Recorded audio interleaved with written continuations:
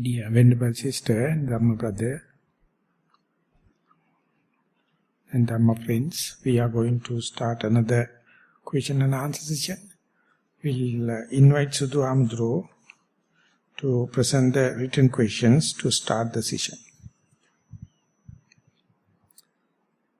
Yes. During the morning sitting meditation, I have had one successful session that I managed to maintain the single posture for 1 hour. Rest of the times, after about 10 or 15 minutes, I change posture and break my mindfulness. During the 1 hour sitting, even though I maintained a single posture, the mind drifted out of the primary object of anapanasati. I believe I tend to drift back into a mode of falling to my family and resolving unresolved issues. Can you help me on how to break away from this habit of continually going back to these unresolved problems? I have resolved this problem so many different ways, but I have not informed all the parties on how I resolved it due to the fear of disagreement and contention. I believe the answer to this issue is to be sympathetic and observe it instead of fighting with this habit.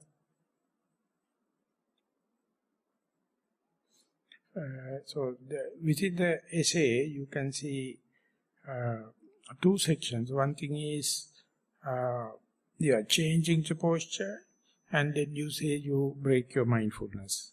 So you change the objects, you complain you are changing the mindfulness, but not necessarily it must be so.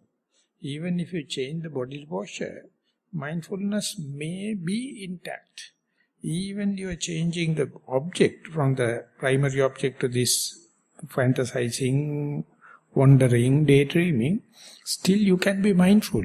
Only thing is, your primary object is a desirable object. The wandering mind is an undesirable object. So if you can understand the desirability and undesirability, likings and disliking, then you can understand mindfulness can work in both the likings and disliking objects. And once you accepted both of them within the frame of the mindfulness, then only you can come to the no pleasure, no pain kind of a situation. No liking, no disliking kind of situation. So therefore, my suggestion is, even you are changing the posture, even the mind unintentionally changing the object, don't rush to complain that your mindfulness is disturbed. It may not be necessarily so. You may be mindful. And if it is so, only just you have to see the desirability and undesirability, likings and disliking. So when and where, if you can be aware the likings and disliking, that is the point, or from that point onward, mind is defiled. Up to that point, the stream of consciousness is undefiled. So therefore, still, it is not under your control, but till the stream of consciousness not infiltrated with this desire and undesire, liking and disliking, your meditation is okay.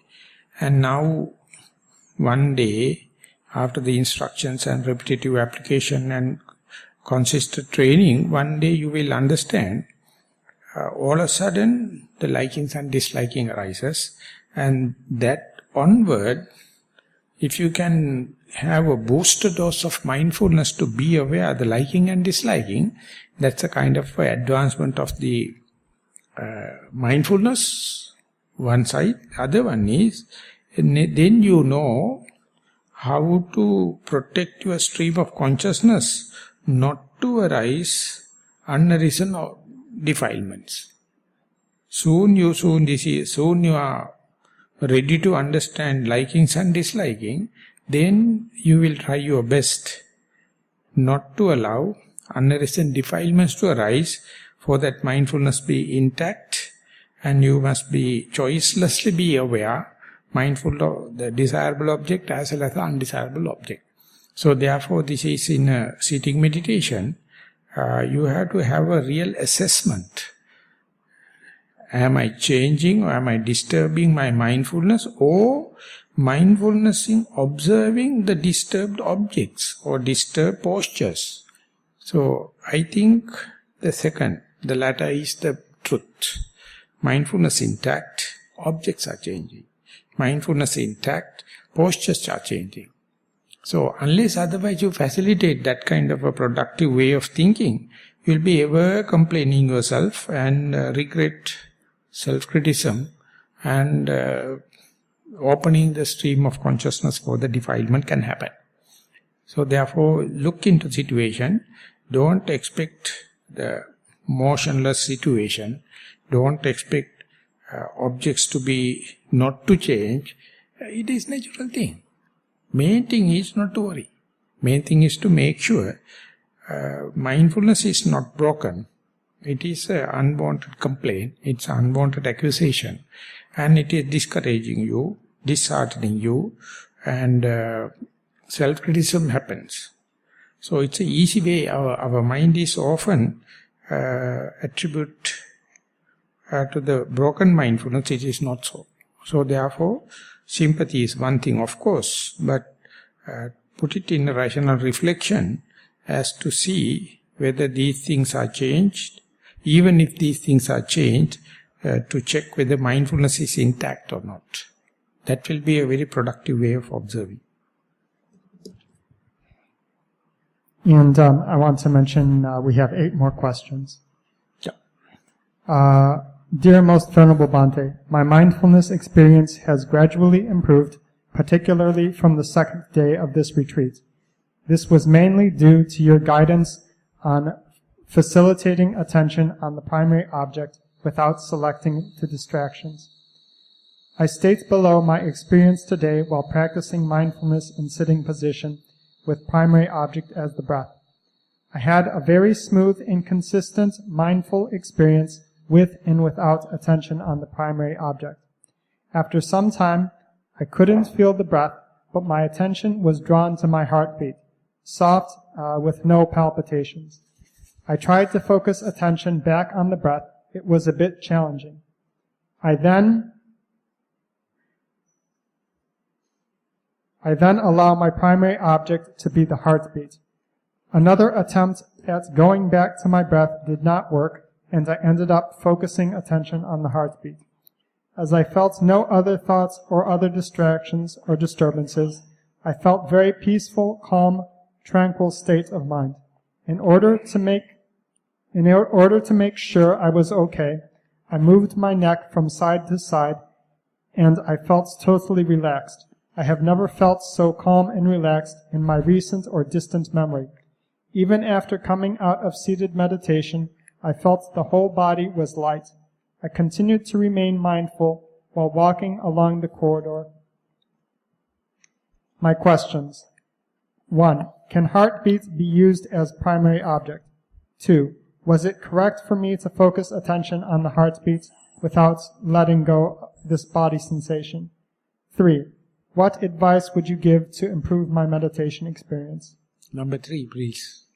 What advice would you give to improve my meditation experience? So, before going to the first, second and third, I would like to comment on the text, the body, and it says that when you keep on practicing, mind is of course taking the primary object as the pivotal point, reference point, the benchmark, and then sometimes you can feel mind is not with the primary object, but mindful. You are listening, but you are listening mindfully. You are thinking, you think mindfully.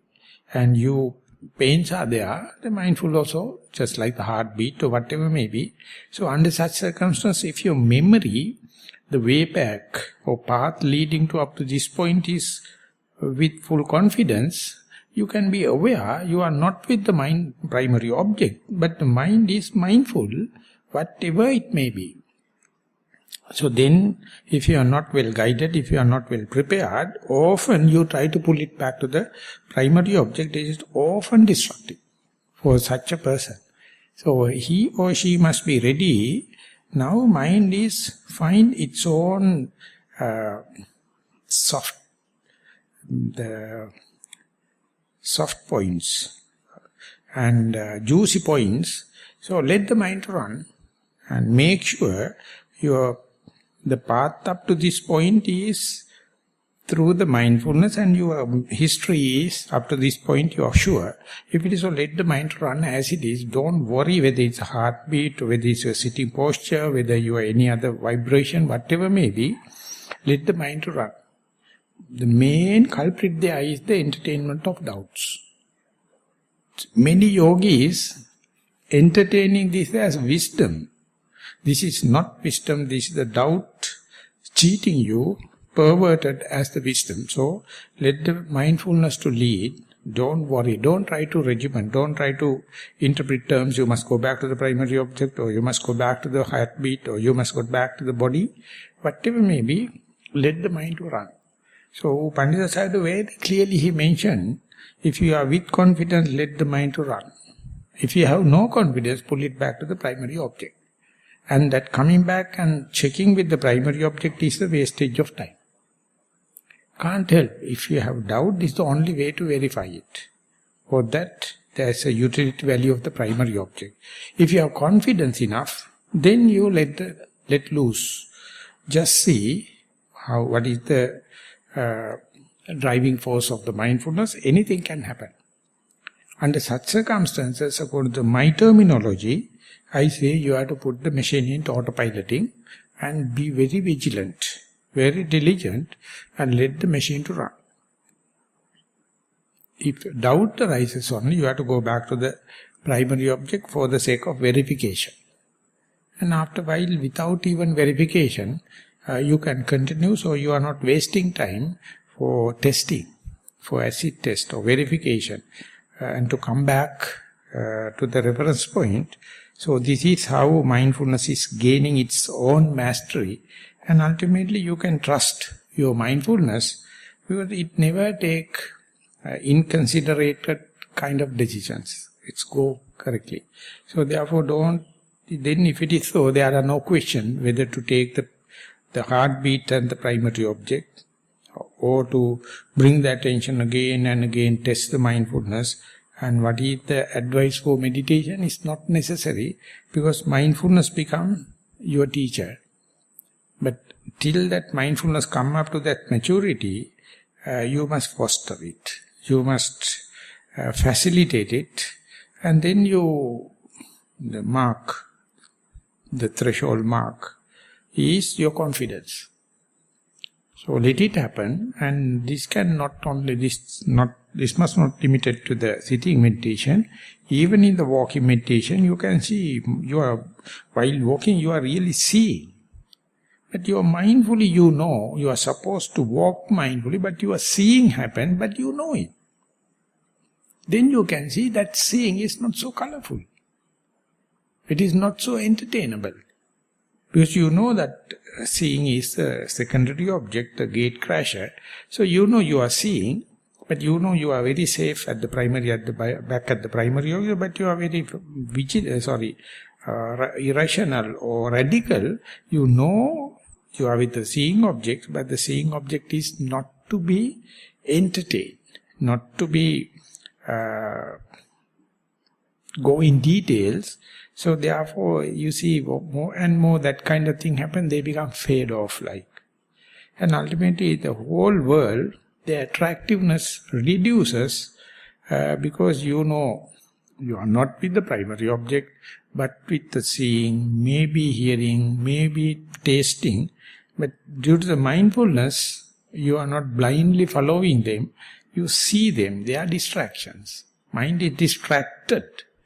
But that sense of distraction is aware under the light of mindfulness. So then situation come more and more under control, and mindfulness, I call it is a diversified, not limiting to the primary object. Now we are in the retreat, not in the first day, second day, third day. More you advance, you trust more and more mindfulness, let loose mindfulness to run, and ultimately you will open the unknown channels, shortcuts, even distractions are there, they become object of meditation. Even liking and dislikings are there, they become your object of meditation. Ultimately you explore the totality of who am I, not only the primary object. That is how it diversify, multiply. So therefore, don't try to be a disciplinarian at that level.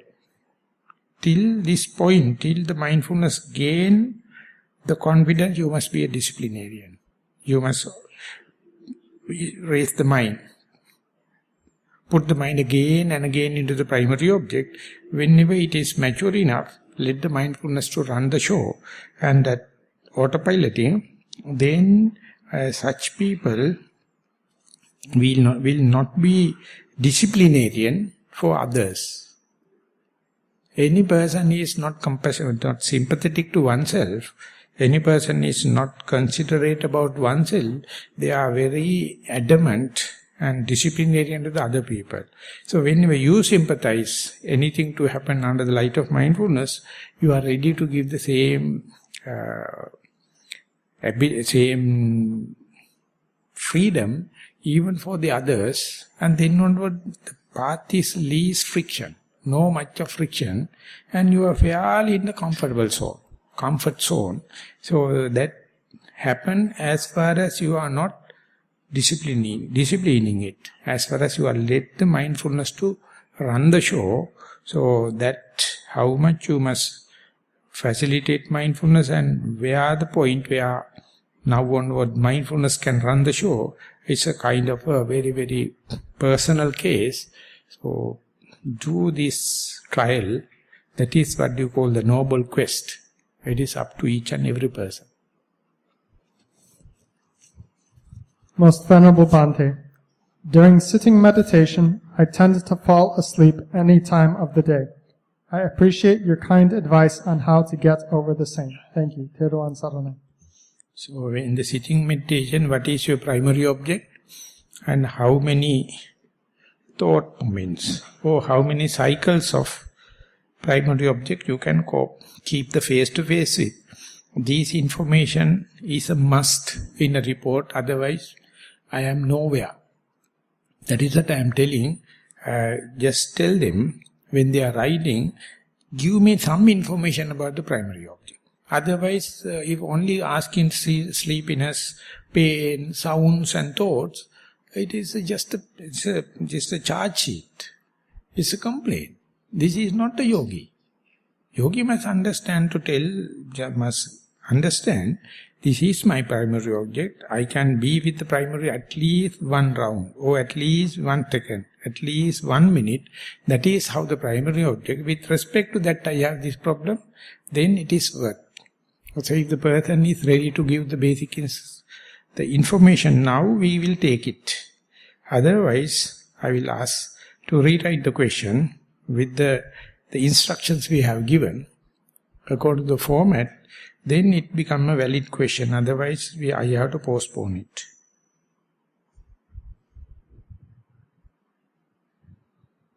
Most Venerable Bhante, yesterday I reported that when I do sitting meditation, I went into no thought zone as soon as I sat, but I could hear the surrounding noises, but was not disturbed.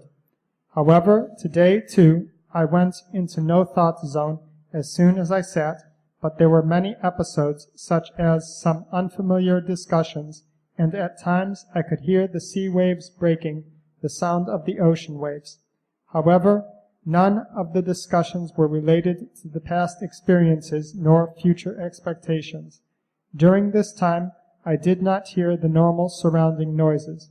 Though I was very tired after an hour of walking meditation, I think I did not fall asleep. Thank you. May you achieve all your desires in this life itself. Only by riding waves, you make your mindfulness very diversified and smart. So therefore don't expect them to happen. But whenever such a thing happens, try to see through, try to go through it.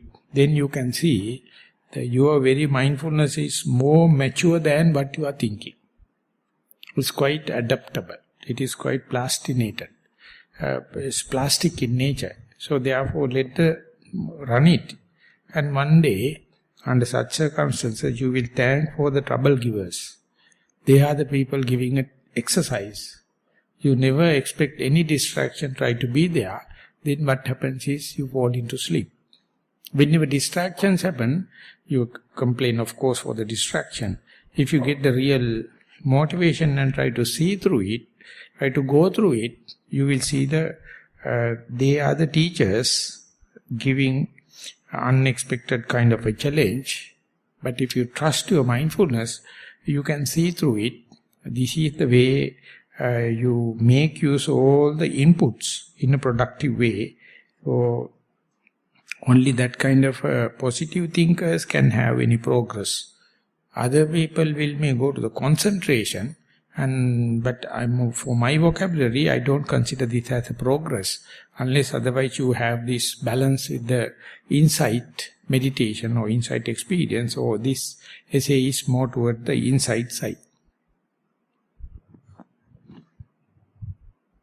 Venerable Dhammajiva Thero, this is my first retreat.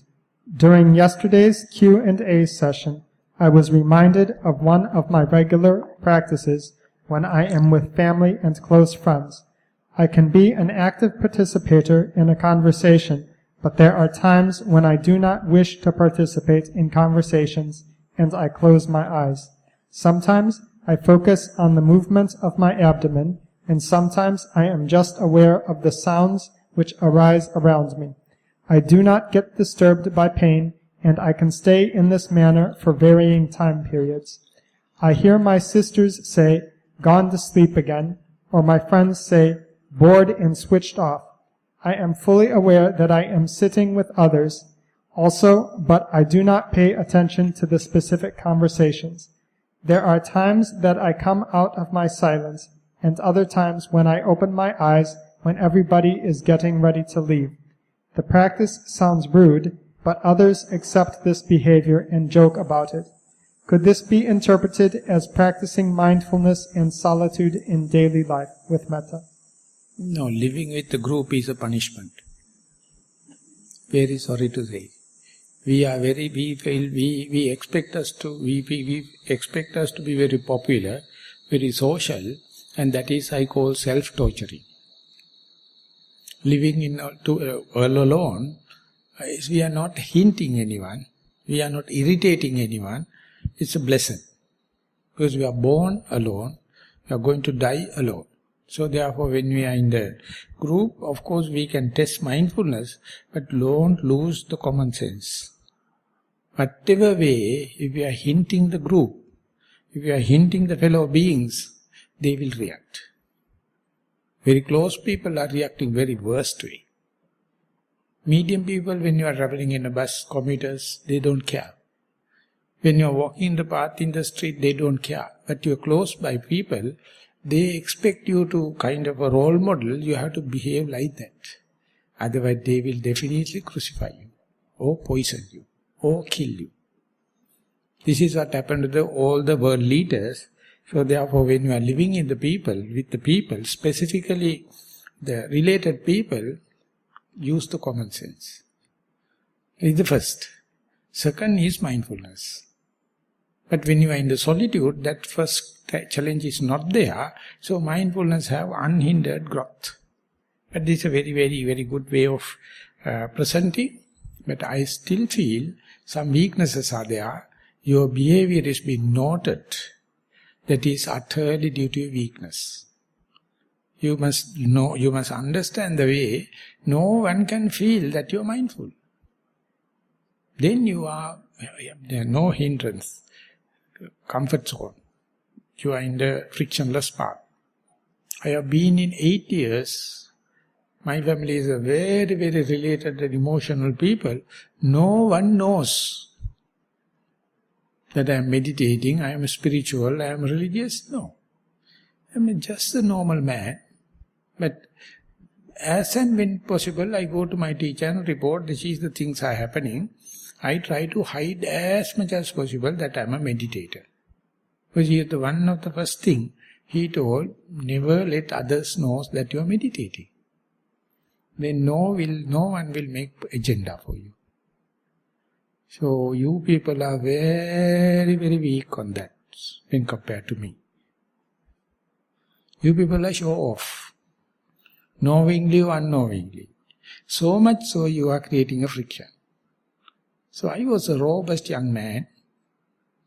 I was given 3 golden advices. Don't marry, don't do a job, don't let alone others, don't let others know that you are meditator. About 40 years back. So I try my best. But the only mistake I did was I did the job. There also, these are the principle. Not let anyone that I am a meditator, and don't carry any marriage proposals to me because I am an important person. I am a registered bachelor. So that's why I am happy even now. You people are so much show off. So please try to be a citizen John. Just a Siribiris. Just do the normal day-to-day work. Whenever the time permits, whenever the solitude, whenever the time permits, then you take your own time. And don't make it a hint to others telling I am a spiritual being, I am a meditator, I am a vipassana. Nonsense. Because you don't have common sense. And still developing common sense, each and every retreat time, each and every endeavor I am doing, I always has to learn how it must be to cope up with the team without giving any hint. You must be just like a water. When you pour, you must take the shape of the vessel. Don't ask any seat. It must be deep lowest point and so completely flat. And that's the nature. So don't show. Even in the group there's 2 brothers. Younger brother is married and is running a household. Elder brother is a meditator and about to become a monk. And he is declared that I am going to monk. So one day he has gone to the younger brother's house and younger brother is looking at the television in the sofa with the family. And he went there and he felt uncomfortable because people are looking at the television and ultimately he also kind of not a person to hint or ask. Then knowing his uncomfortability, his younger brother has asked, "Oh, elder brother, oh, Ayya, can you meditate while observing the TV, watching the TV?" She says, "What? With the whole family members, television is full of panoramic drama. By looking at the film, you think, you're asking me to meditate? No. Then what the hell you learn going to the forest? Useless. I am running a family, television is running, everyone think I am watching the television but I am meditating. But you don't know. For you to meditate, television must be closed. Everyone must be white clad. Everyone must have the shoulder cloth. Everyone must have the 8 precepts. Nonsense. So he came and told my brother, gave me the argument, I am completely defeated. I surrender. You don't know how to fit into the situation. Even amidst of the among lay people or laity, don't make any friction. Because it is your mistake, you go to the group. It is not the mistake of the group that is noisy. So you must not make any friction, no remarks, so connection. Then and there finish, you go to your solitude and do it. And even then, without a hint, to the breakfast fork. So you must read the Jonathan Livingston Seagull by John Buck. He has mentioned, it's a poet. You can read it and see word to word, the sentence to sentence, how he has presented, how to find the solitude amidst the seagulls. That's it, that very breakfast fork. He tried. So therefore, try to unassume. Don't assume that I am a meditator, everyone is silent when I am coming. So everyone must be white in clothes These things are the outer madness. Just fit into the situation. When the time permits, you become meditator. Otherwise, you become part and parcel of the society. And later, you may find how to balance the situation, and definitely, you will be outcasted. That's a blessing. They don't like people like you. Whenever you are in the society, they have to go sing the song and run the model as they like it. So if you do it like a log, like a vegetable, ultimately they know you are physically there, but you know how to manage, then they will cut you and off, tell you that you are not fit into our society, go to the forest and become a monk, like they will throw away. I don't know whether I have answered the question. This is the general outlook. This is indicating you are hinting your family members and others that you are a meditator, asking for trouble. Asking for trouble. You must know, do it without any hinting. Then you are very best vipassana yogi on the earth. Thero Saranai.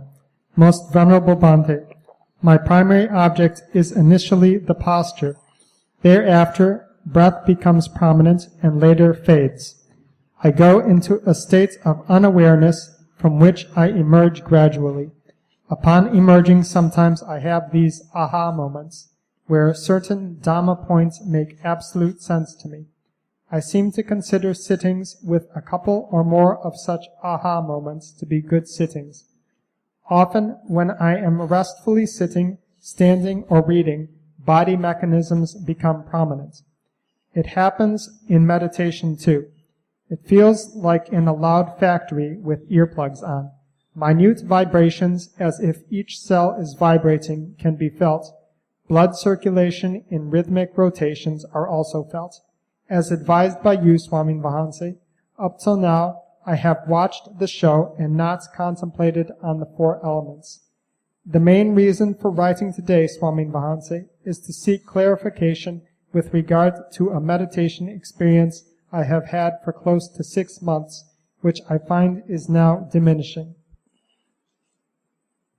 For many months now, I have been experiencing something like a split-second vanishing act.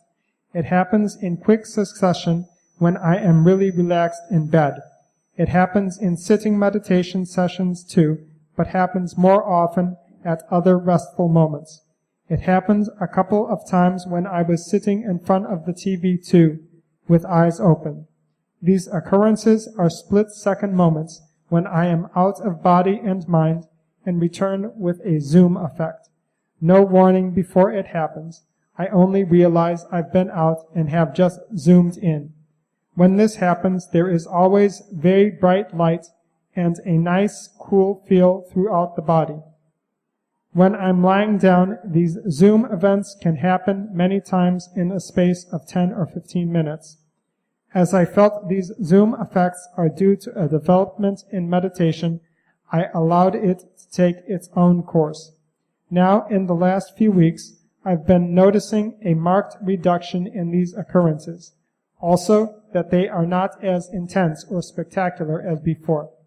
I was inclined to attribute the lesser frequency and intensity to a especially mentally trying time I've been through around 4 weeks ago. First question, Swami Vahanse, should I do something to resurrect my diminishing experiences? Second question, can you also please explain what exactly that zoom occurrence is? Third question, I would also be grateful for advice on whether I should now do anything different when observing the body mechanisms. Ob Vahanseta Niduk Niroga Dirgayusha Prarthana Karami. Dirgayusha. Dirgayusha. So this the zooming, the term used, Venerable Jnananda used, you become self-aware. All of a sudden something you become self-aware, the holistic idea going to happen. So it is, of course, it's an endowment of your meditation, but even without it happens, but meditator knows how to facilitate it. So while you are fighting with someone and arguing, all of a sudden you come, yes, I am arguing. And whenever you have some desirable ideas, you say, okay, that I am in a desire. And sometimes you are walking, you know totally, I am walking. And you are sitting, you come to, yes, I am sitting. So like this self-awareness going to happen. So whenever it happens for the first time, it's very, very spectacular. You feel something like a paradigm shift. But if you are a meditator, slowly you will understand the methodology, the chronological ways going in, and more you understand the method, the spectacular nature of the experience reduces. And ultimately you will find, whenever necessary, whether you are fighting with someone or receiving something or giving something, you can be totally aware what is happening. It's like you get a distance and step back and look at yourself like. At the beginning it is something completely new, but later it you become your best friend and you can understand it, and that does not indicate that your mindfulness is going back, but that become a day-to-day affair, that become a second nature, and you learn the art, even in the extreme emotions, even in the extremes liking and disliking, all of a sudden you can be, sometimes accidental, sometimes you can predict it, be aware, then it's like a joke, it's like a drama, it's like a teledrama. You can see my role in this context. And so that self-awareness is very, very important. That means you back on earth, down to earth, and if it is happening frequently, no emotion can accumulate the momentum. No frustration can accumulate the momentum. No tension can accumulate. Tension comes and all of a sudden it cut off whenever you become self-aware. So it is a holistic kind of idea.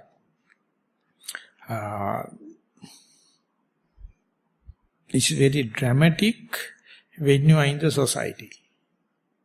Because often you lose your self-awareness when you are in the society, because in a role play, a role model. But when you become aware, then you know my role in the society. But that can happen in solitude also. It is not so hiatus. So let it make it a second nature, and ultimately you slowly understand who am I. You are not a role model, or you are not a role play. You understand who am I. So becoming a monk, or become a celibate life, or become a yogi is quite a facilitating situation for you to become self-aware or become zoom out like this. And otherwise you are living in a dream. You are living in the expectations.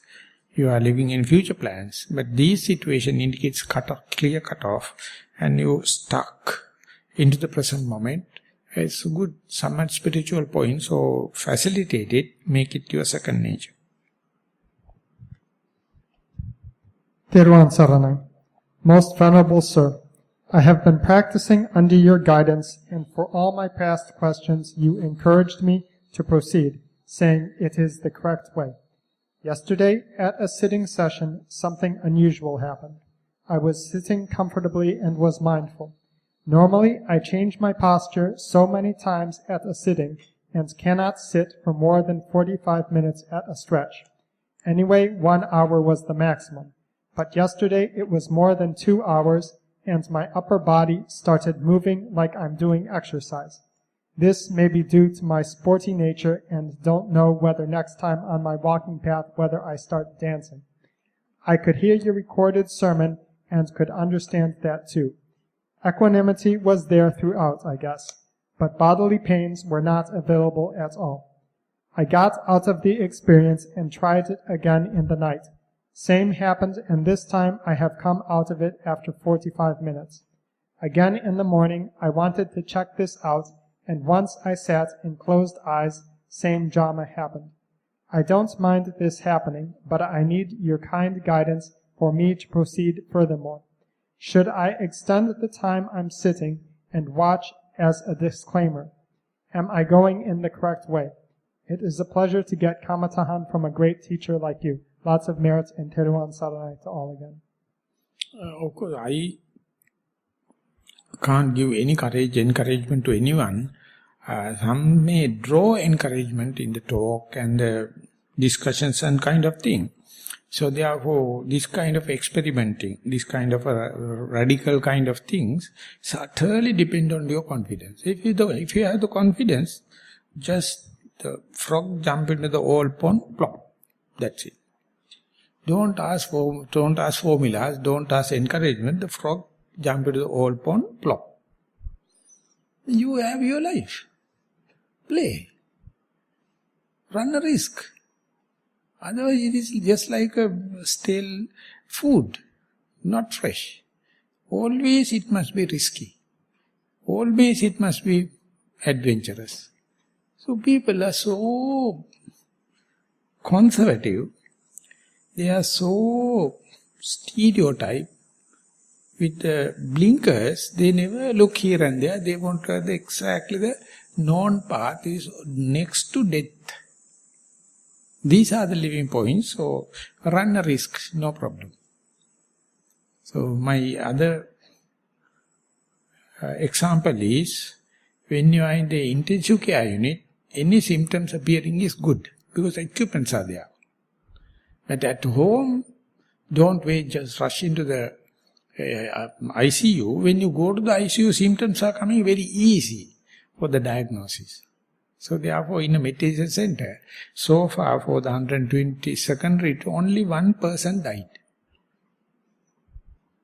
All others are rescued. That person also on the way to the hospital got a heart attack, it's a fierce heart attack, very elderly lady, and she told that she need no any kind of a medicine, but the retreat organizer, coordinator told that it's a serious situation, please go to the hospital. On the way she died. You have your rights to run a risk. So I promote as much as possible. So that's why I am very happy to work with young people. All crocs, they are always considered 2-3 times before doing something. So life is so lifeless. So you have to be robust young. You have to run risk. And then death is nothing. Death is just another event. So therefore, if you feel like let loose, just to disclaim everything, just be there. I am very happy to have this big meditation hall and the meditation center to be a playground for such people. Continue. I am not taking any share, any responsibility, but I am very happy to see this kind of experimenting, this kind of radical kind of things happening, because only these things can happen in meditation, not any subject on the earth. Their adventurous nature is childish work compared to the Buddha's endeavors and the tottering of the world. So therefore I'll give my full encouragement, and therefore when I am playing fool, don't come and interfere also. Please, I jump. And then even the breaking neck, no problem. After that you can do any sympathetic work. But when breaking your neck, it's my right. So I am very happy to give others also right to break their own necks. Sudhu Amdru? Happy?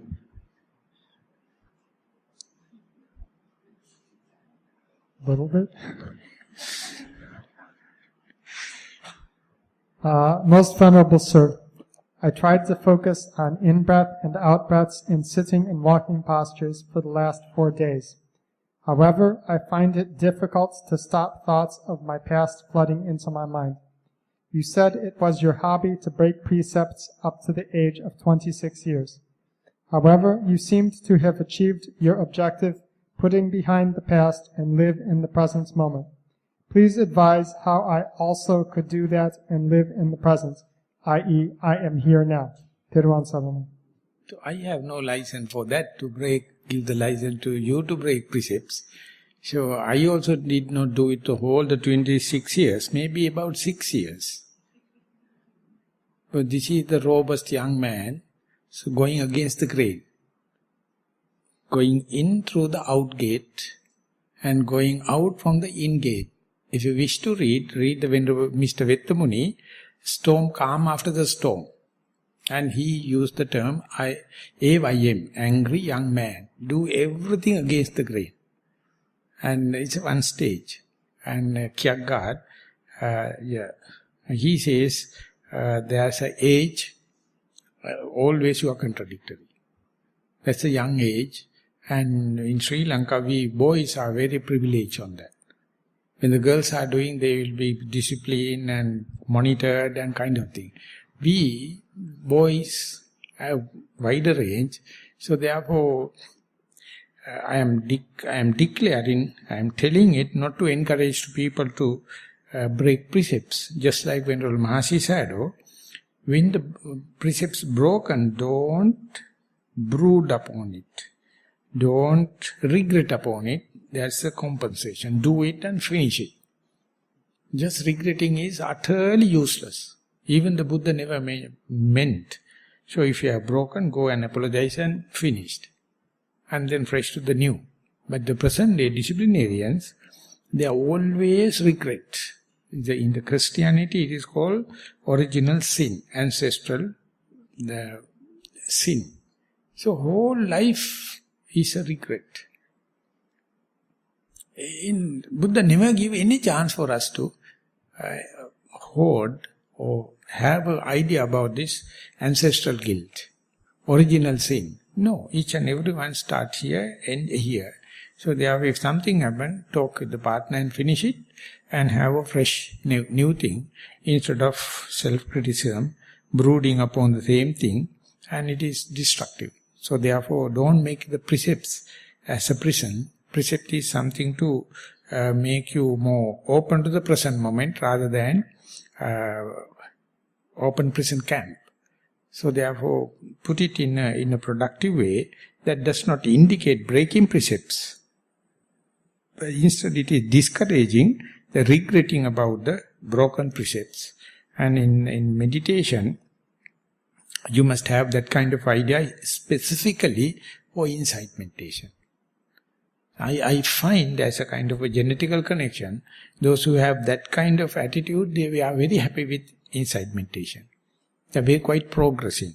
But you genetically, if you are not so, if you are disciplinarian, self-controlled and controlling others, your inclination I find more to the samatha, and they can't understand vipassana also, they do not wish to understand, and they are always disciplinarian.